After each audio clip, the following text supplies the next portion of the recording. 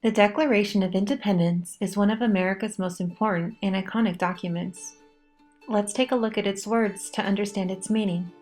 Declaration means that something is being announced or proclaimed, and independence means the freedom from being controlled. When our original 13 colonies were unhappy with the British rule, they declared their independence. So who were part of the 13 colonies?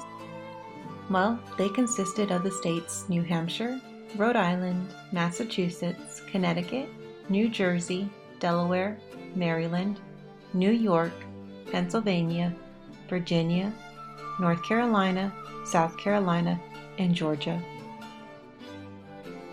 We're going to take a trip to understand and identify the purpose for the Declaration of Independence. To do this, we'll first visit London. Why? Because the original 13 colonies were under the British rule.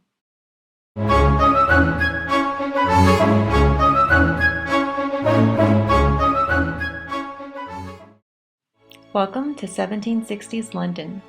Here, King George III is in rule, and together with Parliament, they create some laws that raises taxes on the American colonists. Some of these include the Sugar Act of 1764, which increases taxes on sugar, coffee, and molasses, the Stamp Act of 1765, which requires British seals to be purchased for all documents, both public and legal, and the Declaratory Act of 1766. This stated that the British had absolute power to make and change laws over colonial government, even though the colonists did not have representation in Parliament.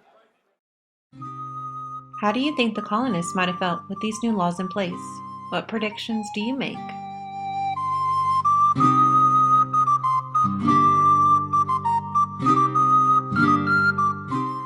Let's listen to what others had to say.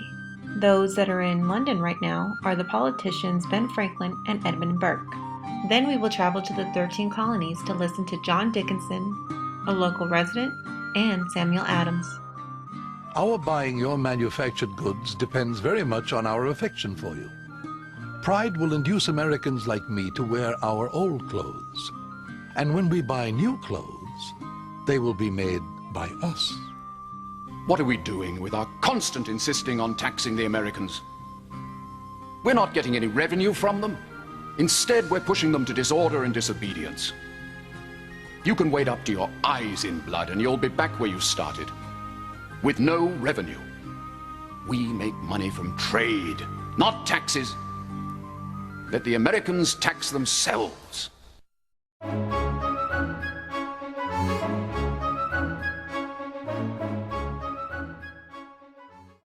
The taxes and duties imposed on us by Parliament must be instantly opposed. The only effective opposition is through the concerted efforts of all the provinces. By uniting, we stand. By dividing, we fall. The idea that a body of men in England, who know nothing about the colonies, who see nothing of the misery that their taxes will inflict upon us, have given themselves the right to command our lives and our property at all times and in all cases whatsoever. This is the logic of robbers and highwaymen.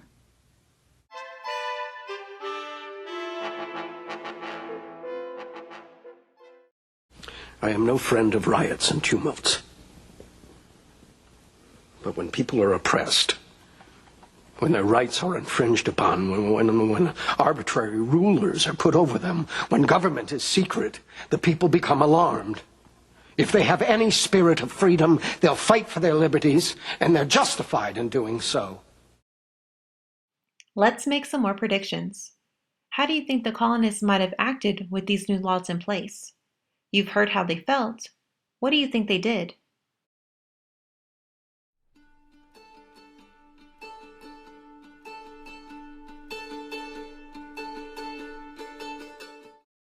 It's time for us to band together. It's time for us to become patriots! And patriots are men of action! Are you with me? The British are marching on Lexington and Concord by sea. We have no time to waste. Lives are at stake. The regulars are coming! The regulars are coming! The regulars are coming! The regulars are coming! These rebels need to be taught a lesson. Will you let them burn down the town? All companies march to the bridge, but hold your fire. We'll not fire on the king's troops unless we're fired upon first.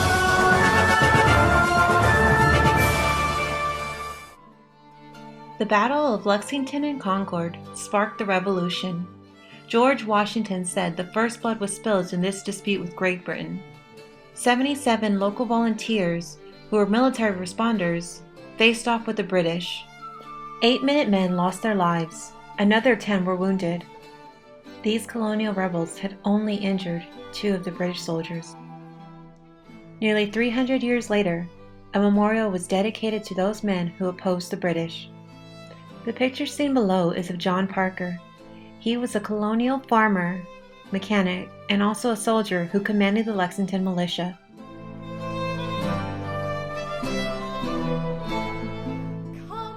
In response, the Committee of Five was put together.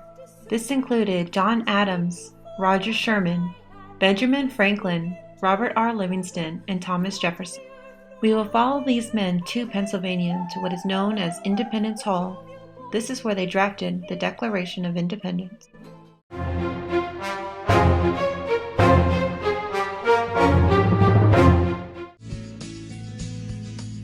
Philadelphia, Pennsylvania's Independence Hall is looked upon by many as the birthplace of the United States of America. Within these now historic walls, the Declaration of Independence was drafted, debated upon, and finally signed in 1776. The bell tower of Independence Hall held the original Liberty Bell, which now resides in the Liberty Bell Center. Construction of this American landmark started in 1732 in Georgian architectural style. 21 years later, it was finally finished. Independence Hall has gone through many restorations over the years, and in 1948, the building's interior was reverted back to its original appearance. This monument is housed within the confines of the Independence National Historic Park and has been honored with the moniker of World Heritage Site. Welcome to the Assembly Room. This is where the Declaration of Independence was constructed. Much of the room has been restored to its former beauty. It is in this room we will listen to a reading of the Declaration of Independence as it lists the grievances the colonists had against King George III. When, in the course of human events, it becomes necessary for one people to dissolve the political bands which have connected them with another, and to assume among the powers of the earth the separate and equal station to which the laws of nature and of nature's God entitle them. A decent respect to the opinions of mankind requires that they should declare the causes which impel them to the separation. We hold these truths to be self-evident, that all men are created equal, that they are endowed by their Creator with certain unalienable rights, that among these are life, liberty, and the pursuit of happiness. That to secure these rights, governments are instituted among men, deriving their just powers from the consent of the governed. That whenever any form of government becomes destructive of these ends, it is the right of the people to alter or to abolish it and to institute new government. Laying its foundation on such principles and organizing its powers in such form as to them shall seem most likely to affect their safety and happiness. Prudence indeed will dictate that governments long established should not be changed for light and transient causes. And accordingly, all experience hath shown that mankind are more disposed to suffer while evils are sufferable than to right themselves by abolishing the forms to which they are accustomed. But when a long train of abuses and usurpations, pursuing invariably the same object, evinces a design to reduce them under absolute despotism, it is their right, it is their duty to throw off such government and to provide new guards for their future security. Such has been the patient sufferance of these colonies, and such is now the necessity which constrains them to alter their former systems of government. The history of the present King of Great Britain is a history of repeated injuries and usurpations, all having in direct object the establishment of an absolute tyranny over these states. To prove this, let facts be submitted to a candid world.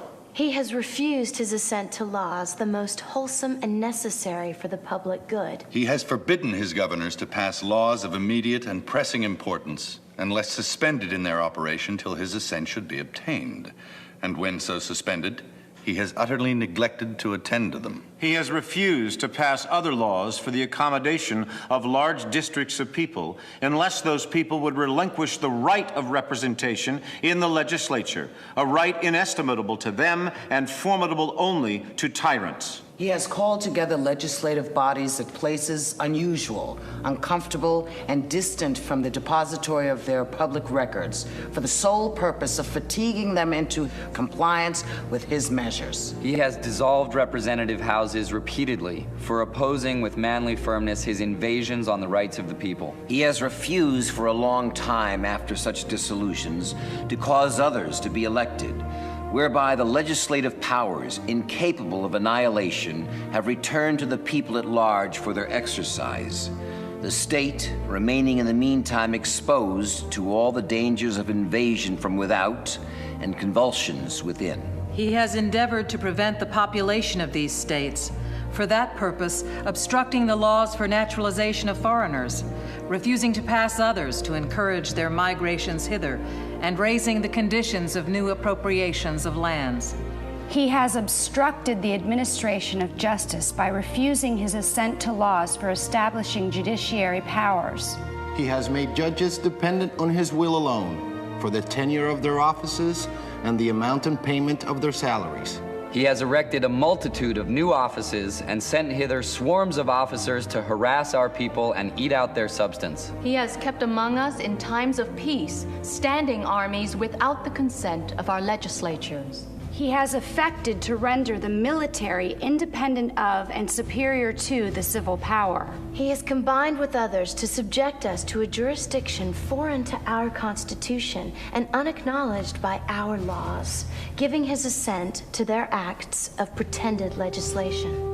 For quartering large bodies of armed troops among us. For protecting them by a mock trial from punishment for any murders which they should commit on the inhabitants of these states. For cutting off our trade with all parts of the world, for imposing taxes on us without our consent. For depriving us in many cases of the benefits of trial by jury, for transporting us beyond seas to be tried for pretended offenses, for abolishing the free system of English laws in a neighboring province, establishing therein an arbitrary government, and enlarging its boundaries so as to render it at once an example and fit instrument for introducing the same absolute rule into these colonies. For taking away our charters, abolishing our most valuable laws, and altering fundamentally the forms of our governments. For suspending our own legislatures and declaring themselves invested with power to legislate for us in all cases whatsoever.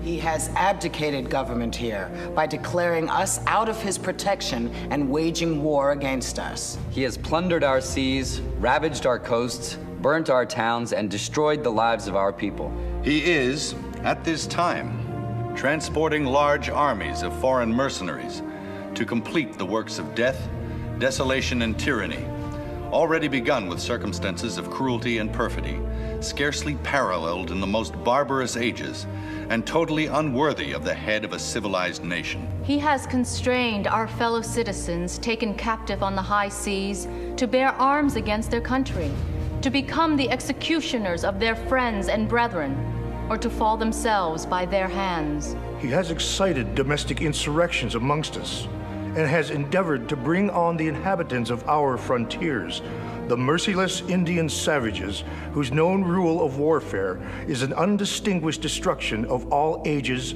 sexes, and conditions. In every stage of these oppressions, we have petitioned for redress in the most humble terms. Our repeated petitions have been answered only by repeated injury. A prince whose character is thus marked by every act which may define a tyrant is unfit to be the ruler of a free people. Nor have we been wanting in attentions to our British brethren. We have warned them from time to time of attempts by their legislature to extend an unwarrantable jurisdiction over us. We have reminded them of the circumstances of our immigration and settlement here. We have appealed to their native justice and magnanimity. And we have conjured them by the ties of our common kindred to disavow these usurpations which would inevitably interrupt our connections and correspondence. They, too, have been deaf to the voice of justice and of consanguinity. We must, therefore, acquiesce in the necessity which denounces our separation and hold them, as we hold the rest of mankind, enemies in war, in peace, friends. We, therefore, the representatives of the United States of America, in General Congress assembled, appealing to the Supreme Judge of the world for the rectitude of our intentions, do, in the name and by authority of the good people of these colonies, solemnly publish and declare that these united colonies are, and of right, ought to be free and independent states. That they are absolved from all allegiance to the British Crown. And that all political connection between them and the state of Great Britain is and ought to be totally dissolved. And that as free and independent states, they have full power to levy war, conclude peace, contract alliances, establish commerce, and to do all other acts and things which independent states may of right do. And for the support of this declaration, with a firm reliance on the protection of divine providence, we mutually pledge to each other our lives, our fortunes, and our sacred honor.